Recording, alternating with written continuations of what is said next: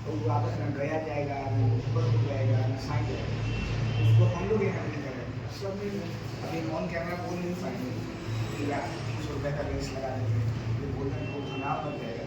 लेकिन सच्चाई ये जो फ्री वाला ऑपरेशन है, 200 रुपये 300 रुपये का लेंस है, लगा दे रहे आँख में और सोचे कि बहुत लंबा चलेगा। हम लोग हमारी दादी माँ का इसी को हटाते हैं।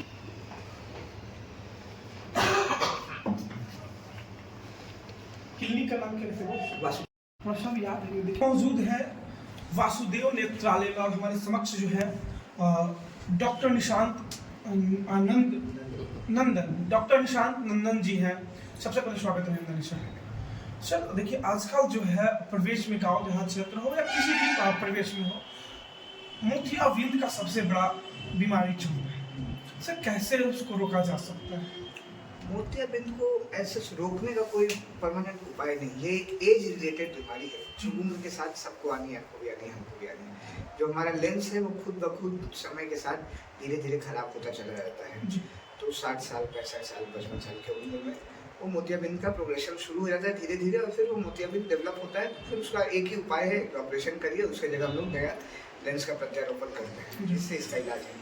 अब आप कह रहे हैं कि इसको रोका कैसे जा सकता है, तो बहुत नेचुरल है। खान पान में हमारा थोड़ा अच्छा हो, विटामिन ए की मात्रा अच्छी रहे हमारे भोजन में, तो इसको हम लोग प्रोलॉन्ग कर सकते हैं, थोड़ा लंबा खींच सकते हैं।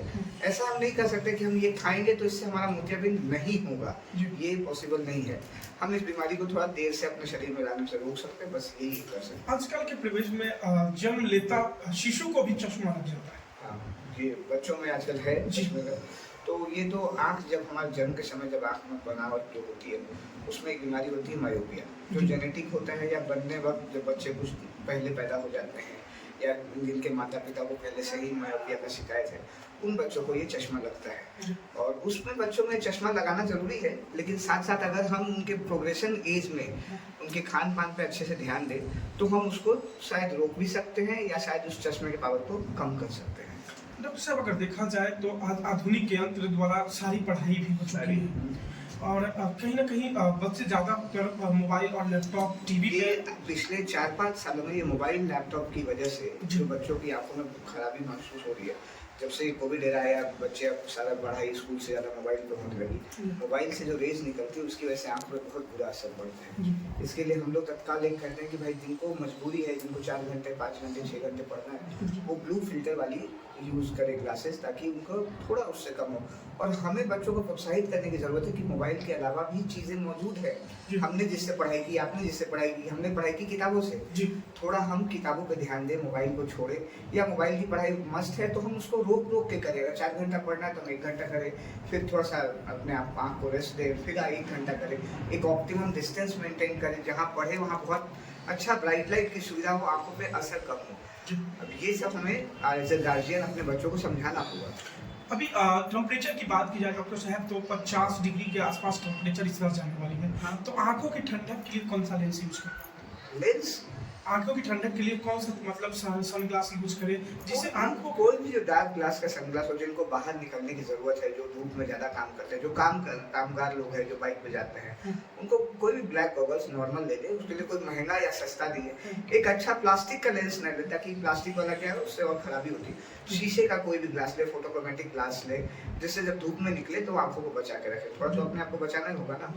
जब गर्मी बढ़ेगी तो आंखों की जो पानी होती है वो अपने आप सूखती है, एलर्जी की प्रॉब्लम शुरू होती है, खुजली की प्रॉब्लम शुरू होती है। गर्मी के मौसम में धूल धक्का भी बहुत रहता है। जब हमारे यहाँ लू चलती है, लू चलेगी तो आंखों में पड़ने के कुछ ना कुछ बाहरी कण पड़ने के चांसेस होते हैं। तो हम हमेशा आँख को प्रोटेक्शन, जो बाइक वाले उनको चाहिए कि हेलमेट लगा के चले, आधा प्रोटेक्शन तो ऐसे ही हो गया। जो बाइक से नहीं चल रहे, जो पैदल यात्री हैं, वो कम से कम काला चश्मा का प्रयोग करें। अगर धूप बहुत ज़्यादा है तो अपने आप को यूवी रेज से बचाने की कोशिश करो। और ये सिर्फ गर्मी के महीने के लिए ही नहीं है, ये हमेशा के लिए है। जब आप बहुत ब्राइट लाइट और कड़ी धूप में निकल रहे हैं तो कोशिश करिए कि काला चश्मा पहनिए। हमारे यहाँ थोड़ा टैबू है, मानते हैं कि अरे काला चश्मा पहन के चल रहा है तो हीरो लग रहा है, हीरो बन रहा है। ये हीरो बनने की बात नहीं है, ये अपने आँख को बचाने की जरूरत है। आप फुल जाड़े में फुल कपड़ा पहनते हैं ना, स्वेटर पहनते हैं, बढ़िया कोट भी पहनते हैं, तो जब हम धूप में चलेंगे तो चश्मा क्यों नहीं पहने? चश्मा पहनने से क्या खराबी है? चश्मा पहनने से हमेशा आँख को प्रोटेक्शन मिलेगा। आँख का जो एक नॉर्मल लेयर है जो गीली होनी चाहिए वो सूखने से बचेगी, धूल गंदगी से बचेगी, एलर्जी से बचिएगा, किसी चोट से बचिएगा, किसी ट्रॉमा से बचिएगा। ये सब करना होगा।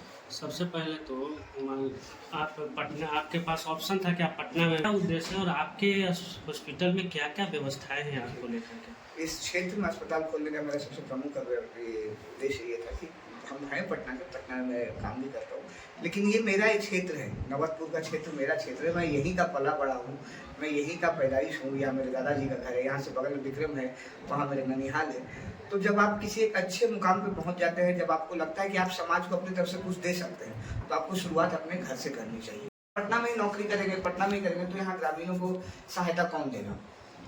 तो इस उद्देश्य से मैंने यहाँ खोला कि यहाँ के लोगों को जो परेशानी होती है। जब मैं IGIMS में काम करता था तो मैं देखता था कि वहाँ यहाँ से लोग आते थे मेरे से पूछ के कि आते हैं सर दिखाने IGIMS में। अब वो बेचारे 2 दिन 3 दिन आ रहे हैं, जा रहे हैं, समय लगता है अस्पताल में दिखाने में, ये तो जाहिर सी बात है। लेकिन जिस आदमी को नवतपुर से एम्स IGIMS जाना हो, दिन महीने में 4 बार जाना पड़ जाए, तो बेचारे वो भारी कष्ट है। कोई बूढ़ी माता है, उसको ले जाने के 2 लोग साथ में आए, तो ये सब सोच के मैंने कहा कि एक क्षेत्र में होना चाहिए कि गांव से 10 मिनट की दूरी पे कोई भी आए और मेरे से उपचार कराए।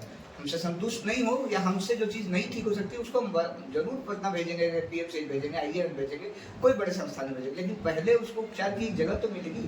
वो यहाँ आएगा, यहाँ पे दिखाएगा, जो होने लायक होगा उसको। क्या क्या आपके पास सुविधा अवेलेबल है? जो यहाँ पे मेरे पास ये सिर्फ क्लिनिक नहीं है, पूरा अस्पताल है।